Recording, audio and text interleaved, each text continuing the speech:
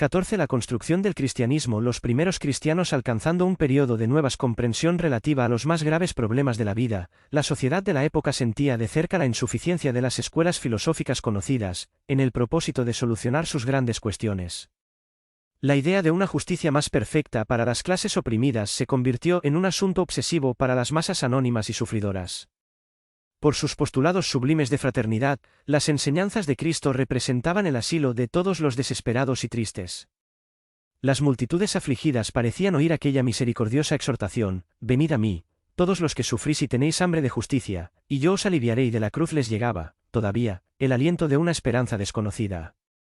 El recuerdo de los ejemplos del Maestro no se limitaba a los pueblos de Judea, que habían oído directamente sus enseñanzas imperecederas. Numerosos centuriones y ciudadanos romanos habían conocido personalmente los hechos culminantes de las predicaciones del Salvador. En toda Asia Menor, en Grecia, en África e incluso en las Galias, así como en Roma, se hablaba de él, de su nueva filosofía que abrazaba a todos los infelices, llena de la claridad sacrosanta del reino de Dios y de su justicia. Su doctrina de perdón y amor traía nueva luz a los corazones y sus seguidores se destacaban del ambiente corrupto de la época, por la pureza de costumbres y por una conducta recta y ejemplar. Al principio, las autoridades del imperio no le dieron mayor importancia a la naciente doctrina, pero los apóstoles enseñaban que, por Jesucristo, no podría haber más diferencia entre los hombres libres y los esclavos, entre patricios y plebeyos, porque todos eran hermanos, hijos de un mismo Dios. La clase de los patricios no podía ver con buenos ojos semejantes doctrinas. Los cristianos fueron acusados de hechiceros y herejes, iniciándose el martirologio con los primeros edictos de proscripción. El Estado no permitía otras asociaciones independientes, más allá de las consideradas como cooperativas funerarias. Aprovechando esa excepción, los seguidores del crucificado iniciaron los famosos movimientos de las catacumbas. La programación del cristianismo en Judea crece, entonces, el número de los prosélitos de la nueva creencia. El himno de esperanza del pesebre y el Calvario esparce en las almas un suave y eterno perfume. Y de esta forma, los apóstoles, cuya tarea había bendecido Cristo con su misericordia, derraman la claridad de la buena nueva por todas partes, repartiendo el pan milagroso de la fe con todos los hambrientos de corazón. La doctrina del crucificado se propaga con la rapidez del relámpago. Se habla de ella tanto en Roma como en las Galias y en el norte de África. Surgen los abogados y los detractores. Los prosélitos más prominentes buscan adoctrinar, repartiendo las ideas e interpretaciones. Las primeras iglesias surgen al pie de cada apóstol, o de cada discípulo más destacado o estudioso. La centralización y unidad del Imperio Romano facilitaron el desplazamiento de los nuevos misioneros, que podían llevar la palabra de fe al más oscuro rincón del globo, sin las exigencias y obstáculos de las fronteras. Ninguna doctrina había alcanzado en el mundo tamaña difusión, ni con tanta preferencia de las masas. El Divino Maestro había sellado con ejemplos las palabras de sus enseñanzas imperecederas. El mayor revolucionario de todas las épocas, no empuñó otras armas que las que significan amor y tolerancia, educación y esclarecimiento. Condenó todas las hipocresías, se levantó contra todas las violencias institucionalizadas, enseñando simultáneamente a los discípulos el amor incondicional al orden, al trabajo y a la paz constructiva. Por eso los evangelios constituyen el libro de la humanidad, por excelencia. Su sencillez y simplicidad se hacen comprender por todas las lenguas de la tierra, prendiendo el alma de los hombres entre las luces del cielo, al suave encanto de sus narraciones. La redacción de los textos definitivos en aquel tiempo, cuando la guerra formidable de la crítica intentaba minar el edificio inmortal de la nueva doctrina, los mensajeros de Cristo presiden la redacción de los textos definitivos, con vistas al futuro, no solamente junto a los apóstoles y sus discípulos, sino junto a los núcleos de las tradiciones. Los cristianos más destacados intercambian, entre sí, correspondencia de alto valor doctrinario para las distintas iglesias. Son mensajes de fraternidad y de amor, que la posteridad muchas veces no pudo o no quiso comprender. Muchas escuelas literarias se han formado en los últimos siglos, dentro de la crítica histórica, para el estudio y explicación de esos documentos. La palabra apócrifo se ha convertido en algo que aleja a la gente. Se han escrito numerosas historias y se han aventurado incontables hipótesis, pero los sabios materialistas, en el estudio de las ideas religiosas, no han podido sentir que la intuición está por encima de la razón. Una vez más, han fallado en su mayoría en la exposición de los principios y en la presentación de las grandes figuras del cristianismo. La grandeza de la doctrina no reside en la circunstancia de que el Evangelio sea de Marcos, Mateo, Lucas o Juan, está en la belleza inmortal que irradian sus enseñanzas divinas, en todas las edades y corazones. No existe ninguna ventaja en las largas discusiones en cuanto a la autenticidad de una carta de Ignacio de Antioquía o de Pablo de Tarso, cuando la razón absoluta no posee elementos para la prueba concluyente y necesaria. La opinión general girará en torno al crítico más eminente, según las convenciones. La autoridad literaria no podrá presentar la solución matemática del asunto porque, puertas adentro del corazón, solo debe prevalecer la esencia para las almas, y tratándose de las conquistas sublimes de la fe, la intuición debe marchar delante de la razón, preludiando generosos y definitivos conocimientos.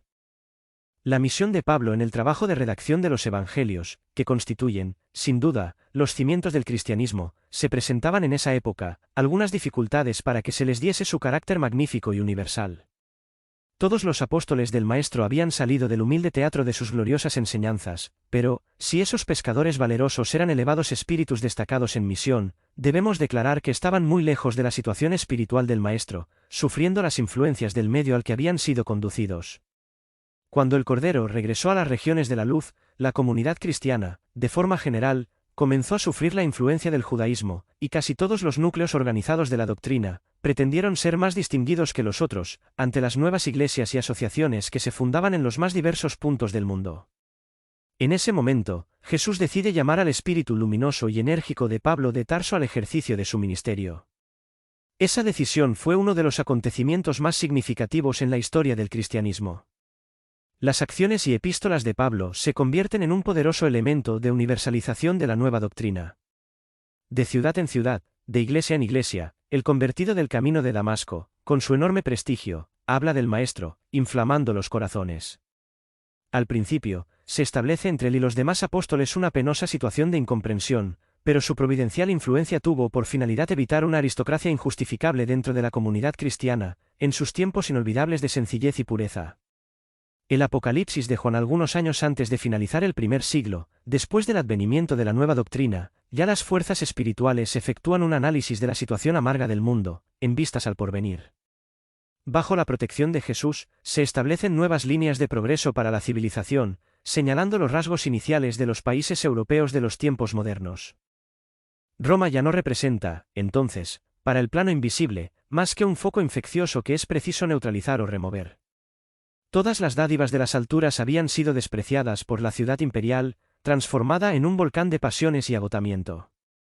El Divino Maestro llama al espacio al Espíritu Juan, que todavía se encontraba atado a los lazos terrenos, y el apóstol, atónito y afligido, lee la imagen simbólica de lo invisible. El Señor le recomienda que entregue sus conocimientos al planeta como advertencia a todas las naciones y pueblos de la tierra, y el viejo apóstol de Patmos transmite a sus discípulos las advertencias extraordinarias del Apocalipsis.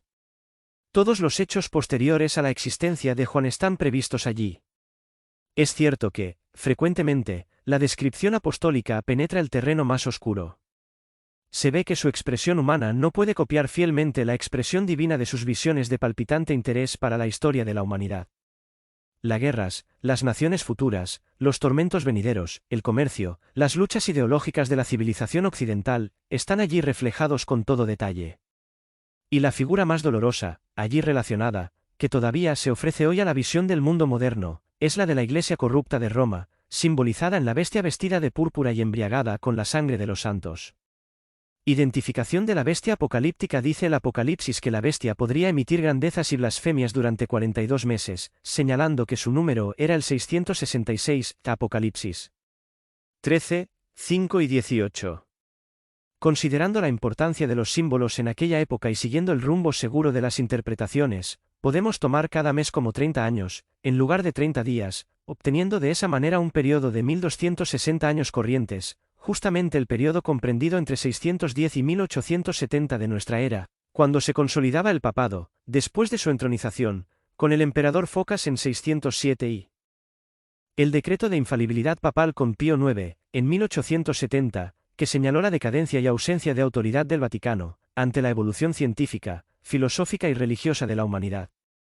En cuanto al número 666, sin referirnos a las interpretaciones con los números griegos, en sus valores, debemos recorrer a los números romanos, en su significado, por ser más divulgados y conocidos, explicando que el sumo pontífice de la Iglesia romana es quien utiliza los títulos de Vicarius Generalis Dei Interis, Vicarius Filii Dei, y Dux Cleri, que significan Vicario General de Dios en la tierra, Vicario del Hijo de Dios y Príncipe del Clero. Al estudioso le bastará un pequeño juego de paciencia, sumando los números romanos encontrados en cada título papal, para encontrar la misma ecuación de 666 en cada uno de ellos. Se confirma así que el Apocalipsis de Juan tiene una gran importancia para el destino de la humanidad terrestre. La guía de luz y amor, pero, volvamos a lo nuestro, reconociendo en los Evangelios una luz maravillosa y divina, que el transcurrir incesante de los siglos solo han podido avivar y volver a encender porque suponen la suma de todos los compendios de paz y verdad para la vida de los hombres, constituyendo una guía de luz y amor, a través de la cual todas las almas pueden ascender a las luminosas montañas de la sabiduría de los cielos. 15. La evolución del cristianismo. Penosos compromisos romanos. Fue inútil que intentasen las fuerzas espirituales el aprovechamiento de los romanos en la dirección suprema del mundo. Todos los recursos posibles habían sido concedidos inútilmente a la ciudad imperial. La canalización de considerables riquezas materiales, haciendo posible la consolidación de un estado único en el planeta, no se había olvidado, junto con todas las providencias que eran necesarias, desde el punto de vista moral. En vano se había trasplantado a Roma la extraordinaria sabiduría ateniense y la colaboración de todas las experiencias de los pueblos conquistados. Los espíritus encarnados no habían conseguido la eliminación de los lazos odiosos de la vanidad y la ambición, sintiéndose traicionados en sus energías más profundas y contrayendo penosos débitos ante los tribunales de la justicia divina. La venida de Cristo al cenáculo oscuro del planeta, trayendo el mensaje luminoso de la verdad y el amor, había señalado el periodo de la mayoría de edad espiritual de la humanidad. Esa mayoría implicaba derechos que, a su vez, se acompañaban por responsabilidades y deberes para la solución de los grandes problemas educativos del corazón. Si se abrían los más amplios horizontes para el hombre físico en los dominios del progreso material, los evangelios venían a traer al hombre espiritual una guía de nuevas actividades, educándole convenientemente para sus atrevidas conquistas de ciencia y libertad, con vistas al porvenir. El aprovechamiento de ese proceso educativo se debería llevar a efecto por la capital del mundo, de acuerdo con los designios del plano espiritual. Sin embargo, grandes fuerzas de las tinieblas se habían aliado a las tendencias más fuertes del hombre terrestre, constantemente inclinado a los lazos del mal que le ataban a la tierra, y a los más groseros instintos de conservación, y, mientras los espíritus abnegados de las alturas lloran sobre los abusos de libertad de los romanos, la ciudad de los Césares se embriaga cada vez más con el vino del odio y de la ambición, contrayendo penosas deudas, entrelazando sus sentimientos con el odio de los vencidos y humillados y creando muy negras expectativas para el futuro lejano. Culpas y rescates dolorosos del hombre espiritual. Al corazón misericordioso de Jesús llegan las oraciones dolorosas de todos los trabajadores de su bendita siembra. Su mirada perspicaz había penetrado hasta el interior de las almas y no fue en vano que recomendase el crecimiento del trigo y la cizaña en el mismo surco, siendo él responsable de la separación, en la época de la recolección. La limitada libertad de acción de los individuos y las colectividades se respeta íntegramente. Cada cual es responsable por sus actos, y recibirá conforme a sus obras. Roma tuvo, pues, la oportunidad de realizar sus propósitos y designios políticos, pero la justicia divina acompañó en todos los pasos, en los enormes desvíos que se produjeron, comprometiendo para siempre el futuro del hombre espiritual, que sólo ahora conocerá el reajuste en las amargas transiciones de este siglo. Un lazo pesado y tenebroso ligó a la ciudad conquistadora con los pueblos que había humillado. El odio del verdugo y sus enemigos se fundió en siglos de luchas y pruebas expiatorias para demostrar que Jesús es el fundamento de la verdad y que solo el amor es la sagrada finalidad de la vida. Por esa razón los conquistadores y conquistados, unidos por el odio como galeotes encadenados unos a otros en las galeras de la amargura, comparecieron periódicamente en el espacio ante la misericordia suprema del Hijo de Dios, prometiendo la reparación y el rescate recíprocos, en los siglos del porvenir, fundando la civilización occidental como el bendito taller de sus nuevos trabajos en el esfuerzo de la fraternidad y la regeneración. La bondad del Maestro hizo florecer ciudades valerosas y progresistas, países cultos y con abundancia de recursos, donde las almas decaídas pudiesen encontrar todos los elementos necesarios para su edificación y perfeccionamiento. El hombre físico continuó la línea ascensional de su evolución en las conquistas y descubrimientos, pero el hombre trascendente, la personalidad inmortal, ¿habría salido del océano de lodo donde se sumergió voluntariamente hace 2 milenios? Los mártires antes del movimiento de propagación de las ideas cristianas en el seno de la sociedad romana, ya los delegados de Jesús se habían preparado para ayudar a los misioneros de la nueva fe, conociendo la reacción de los patricios ante los postulados de fraternidad de la nueva doctrina.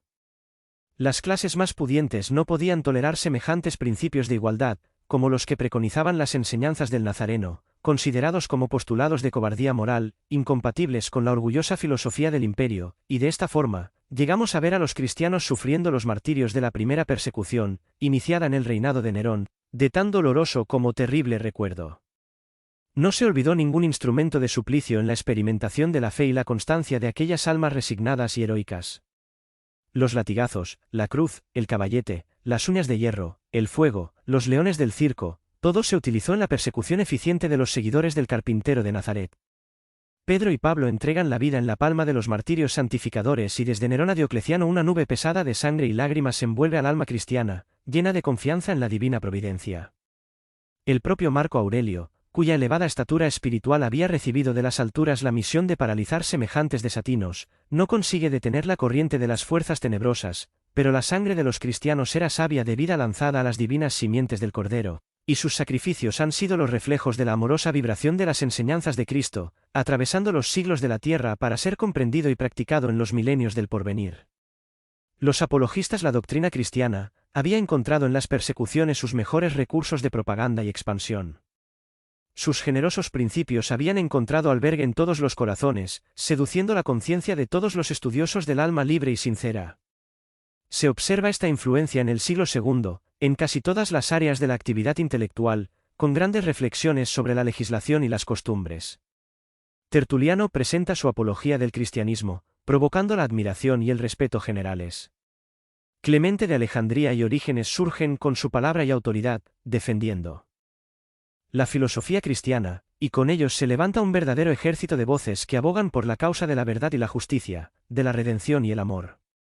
El ayuno y la oración. Los cristianos, con todo, no habían tenido en principio una visión del campo de trabajo que se les presentaba.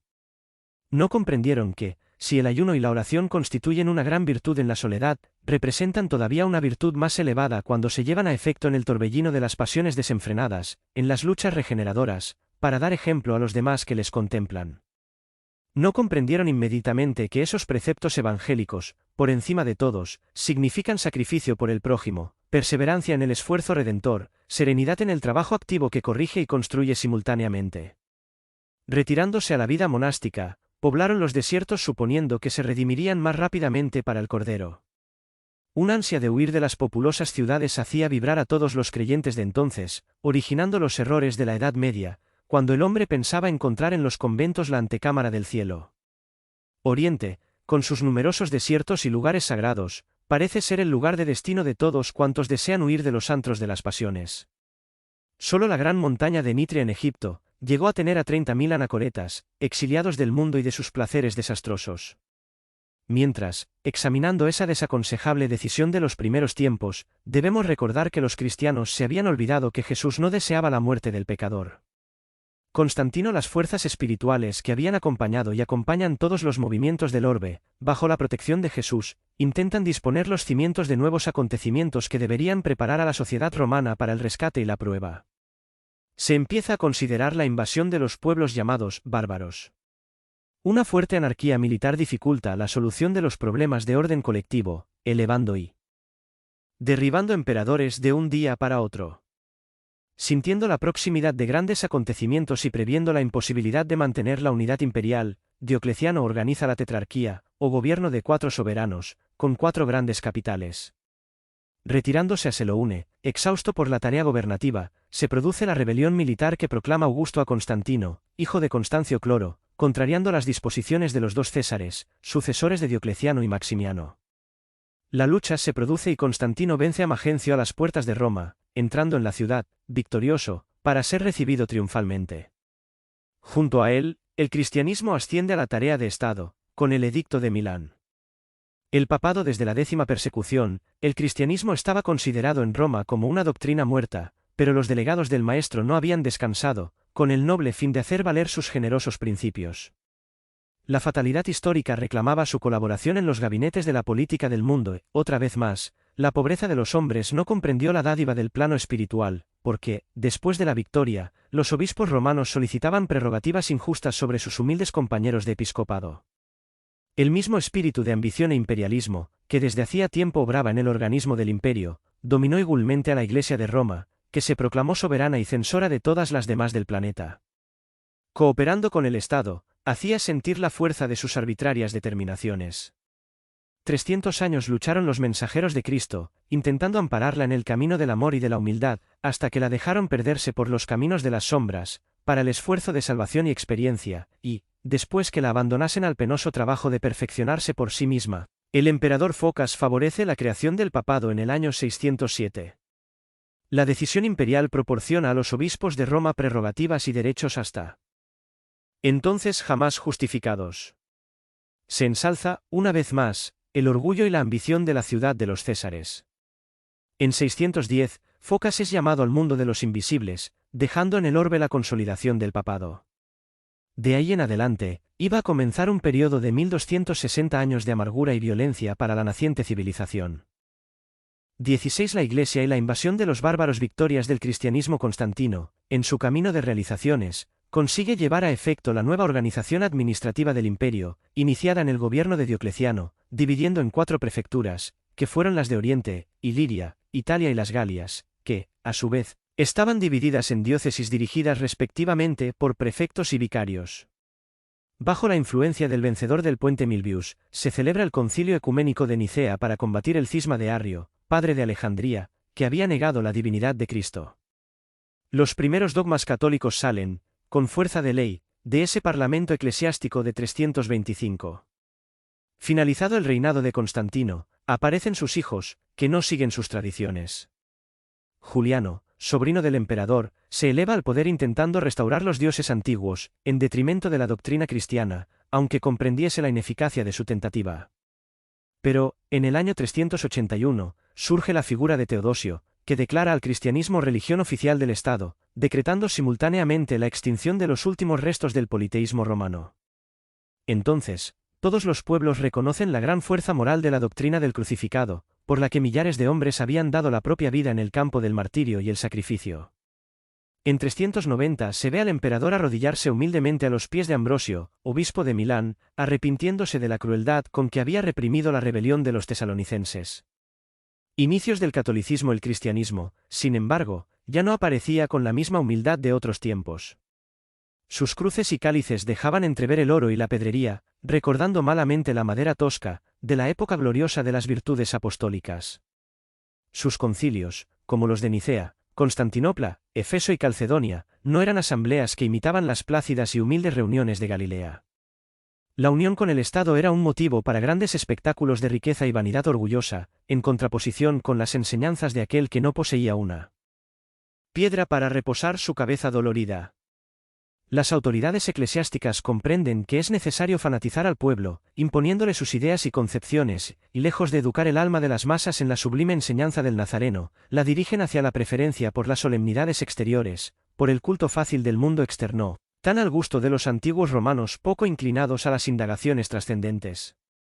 La Iglesia de Roma, que antes de la creación oficial del papado se consideraba la elegida por Jesús, al erigirse en detentora de las ordenaciones de Pedro, no perdía ocasión de confirmar su injustificable primacía junto a sus congéneres de Antioquía, Alejandría y los demás grandes centros de la época. Heredera de las costumbres romanas y sus disposiciones multiseculares, intentaron un acuerdo con las doctrinas consideradas paganas, por la posteridad, modificando las tradiciones puramente cristianas, adaptando textos, improvisando novedades injustificables y organizando finalmente el catolicismo sobre los escombros de la doctrina alterada.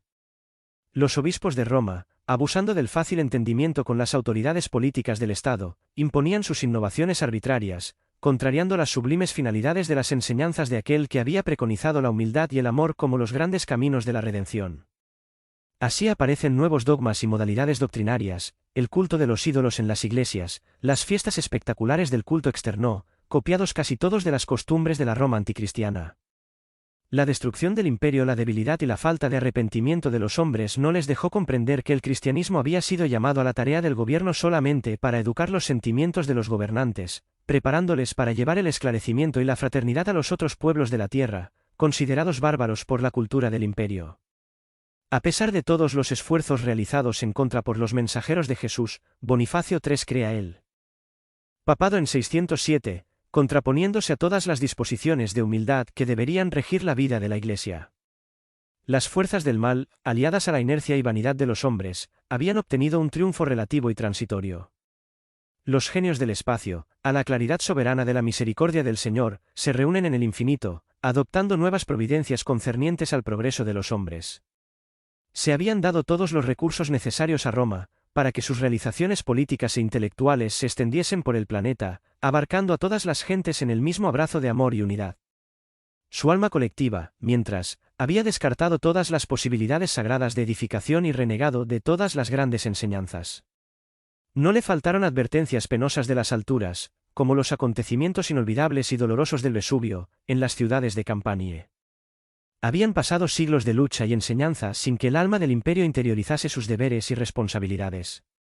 Es en ese momento cuando Jesús determina la transformación del imperio organizado y poderoso. Sus águilas orgullosas habían navegado por todos los mares, el Mediterráneo era su propiedad, todos los pueblos se inclinaban para su homenaje y obediencia, pero una fuerza invisible arrancó todas sus diademas, extinguió sus energías y redujo sus glorias a un puñado de cenizas. Hasta el día de hoy, el espíritu que investiga el pasado busca el motivo de esas siniestras destrucciones, pero la verdad es que todos los fundamentos de la tierra residen en Jesucristo. La invasión de los bárbaros, esas determinaciones de Cristo, comprobadas después del reinado de Constantino, fueron seguidas de las primeras grandes invasiones de los visigodos, que, huyendo de los hunos, atraviesan el Danubio y se establecen en el oriente del imperio, penetrando después en Grecia e Italia, esparciendo calamidades y devastaciones. De poco valieron las victorias de Estilicón, porque en 410 alcanzan los bárbaros las puertas de Roma, que es entregada al saqueo y a las más duras humillaciones. En 405, Radagaiso parte al frente de 200.000 hombres frente a la ciudad imperial, y, aunque es derrotado, saquea las riquezas romanas. Las pruebas expiatorias del imperio prosiguen en una avalancha de dolores amargos. Aparecen los pueblos bárbaros de los Elanous, los vándalos, los suevos y los burgundios. En 450, los hunos, guiados por Atila, atacan las Galias, arrasando poblaciones pacíficas e indefensas. La unidad imperial pierde su tradición, para siempre. Con sus victorias, Claves funda la monarquía de los francos. Los bretones, oprimidos por la invasión y privados de la ayuda de los ejércitos romanos, se alían con los sajones que poblaban el sur de Jutlandia, organizando a partir de ahí la heptarquía anglosajona. Lo que Roma hubiese debido hacer con la educación y el amparo perseverantes, aquellos pueblos fuertes y rudos lo venían a reclamar por sí mismos. La gran ciudad de los Césares podría haber evitado la catástrofe y el desmembramiento, si hubiese llevado su cultura a todos los corazones, en lugar de haberse situado tantos siglos en la mesa siempre abastecida de placeres y libaciones. Razones de la Edad Media. La caída del Imperio Romano supuso cambios extraordinarios en el mundo. Muchas almas heroicas y valerosas, que se habían purificado en las luchas depuradoras, a pesar del ambiente pantanoso de los vicios y las pasiones desenfrenadas, habían ascendido definitivamente a planos espirituales más elevados, volviendo solo a la atmósfera del planeta para cumplir nobles y santas misiones. La desorganización general con los movimientos revolucionarios de los otros pueblos del globo terrestre, que en vano esperaban el socorro moral del gobierno de los emperadores, había creado un largo estacionamiento en el proceso evolutivo. Ahí, en esa época de transición que ahora alcanza su cima, es donde vamos a encontrar las razones de la Edad Media, o el periodo oscuro de la historia de la humanidad. Solo ese ascendente místico de la civilización puede explicar el porqué de las organizaciones feudales. Después de que la mentalidad humana había logrado tan grandes conquistas en los grandes problemas de la unidad y centralización política del mundo. Un nuevo ciclo de civilización comenzaba bajo la amorosa protección del Divino Maestro, y las últimas realizaciones espirituales del gran imperio se retiraban para siempre al silencio de los santuarios y retiros espirituales, para llorar en la soledad de los conventos, sobre el cadáver de la gran civilización que no había sabido estar a la altura de su glorioso destino. Maestros del amor y la virtud bajo la protección de Jesús, reencarnan almas sublimes y valientes, para acometer la gran tarea de orientar las fuerzas políticas de la Iglesia romana, ahora organizadas según las construcciones efímeras del mundo. El papado era la obra del orgullo y la iniquidad, Pero Cristo no desampara a los más infelices y desgraciados, y así surgieron, en el seno mismo de la Iglesia, algunos maestros del amor y la virtud, enseñando el camino claro de la evolución a los pueblos invasores, atrayéndoles al pensamiento cristiano y encaminándoles a los tiempos luminosos del porvenir. 17. La Edad Media. Los mensajeros de Jesús durante todo el siglo VI, de acuerdo con las deliberaciones efectuadas en el plano invisible, aparecen grandes figuras de sabiduría y bondad, contrastando con la vanidad orgullosa de los obispos católicos, que en lugar de heredar los tesoros de humildad y amor del crucificado, habían reclamado para sí la vida suntuosa y las honras y prerrogativas de los emperadores. Los jefes eclesiásticos, promovidos a la más alta preponderancia política, no se acordaban de la pobreza y sencillez apostólicas, ni de las palabras del Mesías cuando decía que su reino no era de este mundo, pero incluso en ese pantano de ambiciones florecían, igualmente, los lirios de la misericordia de Jesús, en sublimes realizaciones de sacrificio y bondad. Espíritus heroicos y misioneros, que en su mayoría no se encuentran en las galerías históricas terrestres, ejercieron la función de nuevos sacerdotes de la idea sagrada del cristianismo, conservando su fuego divino para las futuras generaciones del planeta. Aunque estaban sujetos a la disciplina de la Iglesia romana, oían, en lo recóndito de su corazón, la palabra eterna y suave del divino jardinero y sabían, por eso, que su misión era la renuncia, el sacrificio y la humildad. Roma podía negociar los títulos eclesiásticos con la política del mundo y establecer la simonía en los templos sagrados, olvidando los más severos compromisos. Ellos, sin embargo, en sus túnicas rotas, atravesarían el mundo alentando la palabra de las promesas evangélicas, construirían refugios de silencio y misericordia, donde se guardaban las tradiciones escritas de la cultura sagrada, para los días venideros. De esos ejércitos de abnegados que se habían organizado con y por Jesús, en el seno de la Iglesia, debemos destacar los misioneros benedictinos, cuyo esfuerzo amoroso y paciente condujo a un gran número de colectivos de los pueblos considerados bárbaros, en especial a los alemanes, hacia el seno generoso de las ideas del cristianismo. Después de la muerte del emperador Teodosio, el mundo conocido se reparte en dos imperios, el de Oriente y el de Occidente, divididos entre sus dos hijos, Honorio y Arcadio.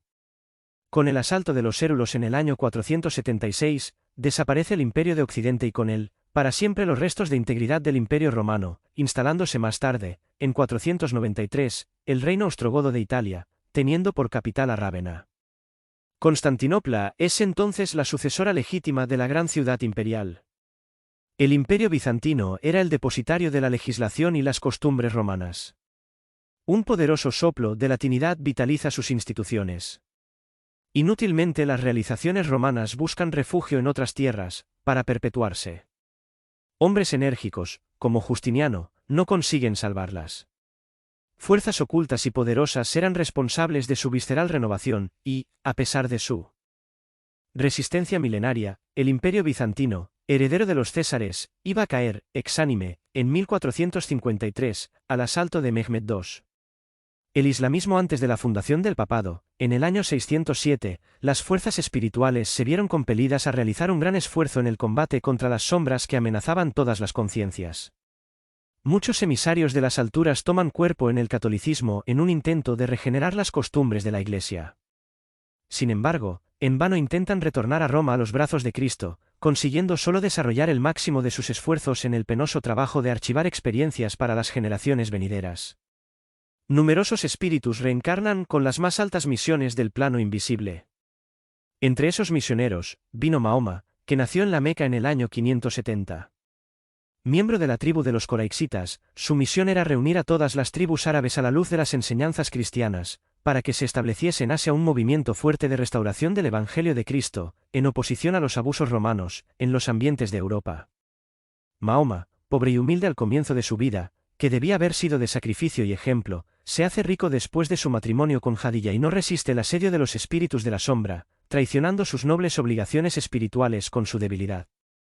Dotado de grandes facultades mediúmnicas, inherentes al desempeño de sus compromisos, fue aconsejado muchas veces por sus mentores de las alturas, en los grandes momentos de su existencia, pero no consiguió triunfar de las inferioridades humanas. Por esa razón, el misionero del Islam deja entrever, en sus enseñanzas, flagrantes contradicciones.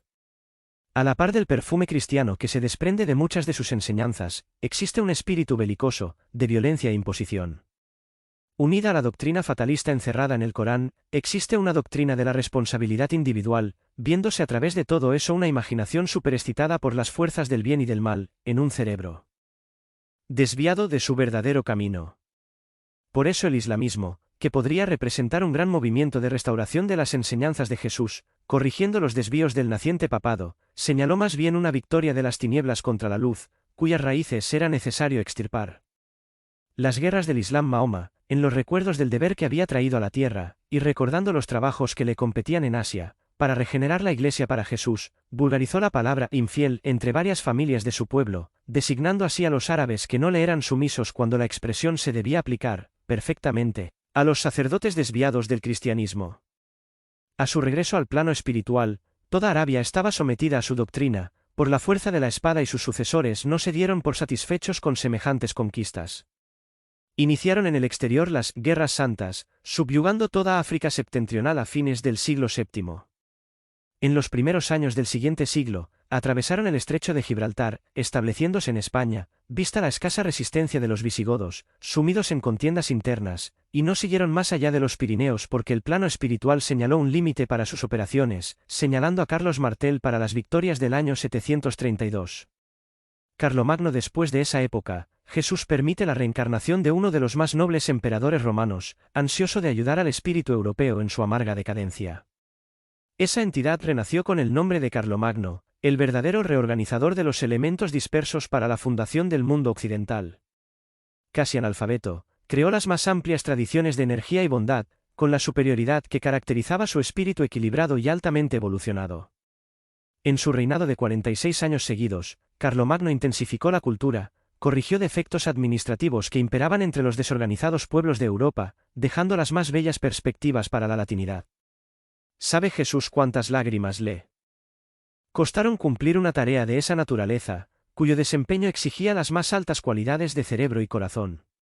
Pero, anticipando las dulces conmociones que le aguardaban en el plano espiritual, numerosos amigos invisibles, que habían caminado en la Roma del derecho y del deber, rodean su persona en la noche de Navidad del año 800, cuando su pensamiento en oración se elevaba a Jesús, en la Basílica de San Pedro.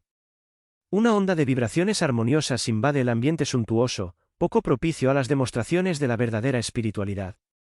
León III, el Papa reinante, se siente pleno de un incomprensible arrebato espiritual, aproximándose al gran luchador del bien, le ciñe la frente con una corona de oro, mientras la multitud le nombra, con voces conmovidas y entusiastas como emperador de los romanos. Carlomagno siente que esa ciudad también es suya. Le parece volver al pasado lejano, contemplando la Roma del pretérito, llena de dignidad y virtud. Su corazón derrama lágrimas, como Jeremías sobre la Jerusalén de sus dolores, agradeciendo a Jesús los favores divinos. Transcurridos algunos años de ese acontecimiento, el gran emperador busca de nuevo la claridad del más allá para reconocer que su esfuerzo caía sobre las almas como una bendición, pero el imperio que había organizado tendría escasa duración. El feudalismo, después de las nobles conquistas atenienses en materia de política administrativa y de las grandes jornadas del derecho romano para el mundo, cuesta entender el porqué del feudalismo, que se extendió por Europa, desde el siglo VIII hasta el siglo XII, y que supone, para el estudioso de la historia, un retroceso de toda la civilización. Toda la unidad política desaparece en esos tiempos de lúcidos recuerdos para la humanidad. La propiedad individual nunca alcanzó tanta importancia ni la servidumbre moral tan fuerte impulso. Con semejante régimen, las luchas fratricidas se establecieron por mucho tiempo en el campo europeo, disputando una hegemonía que nunca llegaba en la ecuación de los movimientos bélicos.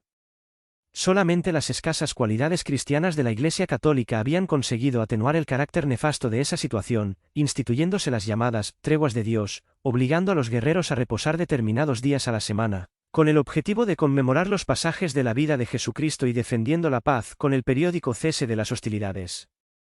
Es fácil explicar ese régimen.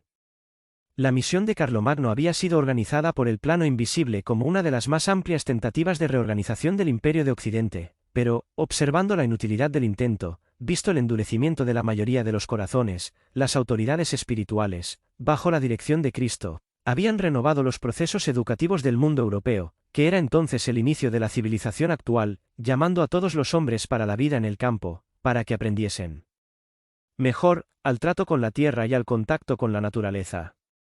Solo el feudalismo podía realizar esa obra, y sus normas, aunque groseras, fueron aprovechadas en la escuela penosa de las adquisiciones espirituales, donde la reflexión y la sensibilidad iban a surgir para construir el edificio milenario de la civilización occidental.